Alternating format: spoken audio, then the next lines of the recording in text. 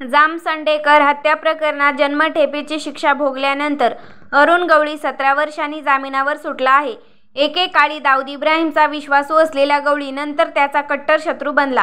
त्याची गुन्हेगारी कारकिर्दीची सुरुवात लहानपणी झाली आणि तो हळूहळू मुंबईच्या गुन्हेगारी जगात एक मोठे नाव बनला.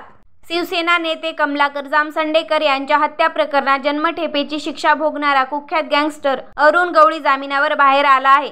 तब्बल 17 वर्षांनी तो त्याच्या साम्राज्यात म्हणजे दगडी चाळीत परतला. एकेकाळी मुंबईच्या गुन्हेगारी साम्राज्यात मोठं नाव असलेला दाऊदची वैर निभावणारा अरुण गवळी नेमका आहे तरी कोण? गुन्हेगारी विश्वात त्याची एंट्री कशी झाली हे आपण बघणार आहोत. अरुण गवळी जो एकेकाळी मुंबईचा डॉन आणि दाऊद इब्राहिमचा खास माणूस मानला जात असे, पण एक दिवस असा उगवला जेव्हा ते दोघेही एकमेकांचे कट्टर शत्रू बनले. त्याचे पूर्ण नाव अरुण गुलाब गवळी आहे. सध्या त्याने 70 ओलांडली आहे.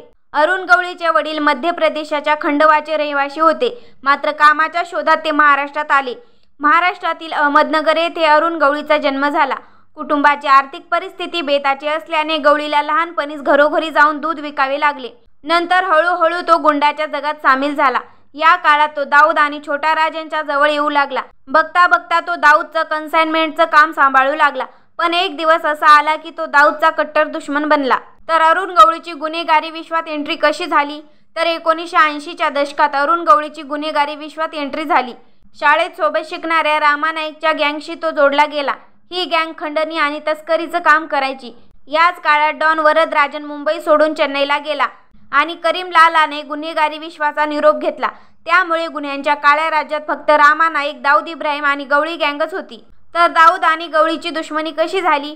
तर 1986 मध्ये दाऊदचे नाव मुंबईत लोकप्रिय होऊ लागले. 2 वर्षांनंतर 1998 साली दाऊद देखील मुंबई सोडून दुबईला गेला. पण घडलं असं की एके दिवशी गवळीचा मित्र रामा नाईक एका टोळी युद्धात मारला गेला. मित्राच्या मृत्यूमुळे सुडाच्या आगीत पेटलेल्या अरुण गवळीने स्वतःची गँग तयार करण्याचा निर्णय घेतला आणि तिथूनच दाऊद आणि गवळीमधील दुश्मनीचा काळ सुरू झाला. यानंतर गवळीने गुन्हेगारीच्या जगात कधीही मागे वळून पाहिले नाही. खरं तर गवळीचे घर देखील अशा ठिकाणी होते जे 1980 आणि 90च्या दशकात गुंड कारवायांसाठी खूप प्रसिद्ध होते. ते ठिकाण म्हणजे भायखळा स्लम एरिया. पाहता पाहता गवळी हा गुन्हेगारी साम्राज्याचा राजा बनला. त्याचे चाहते त्याला डॅडी म्हणू लागले.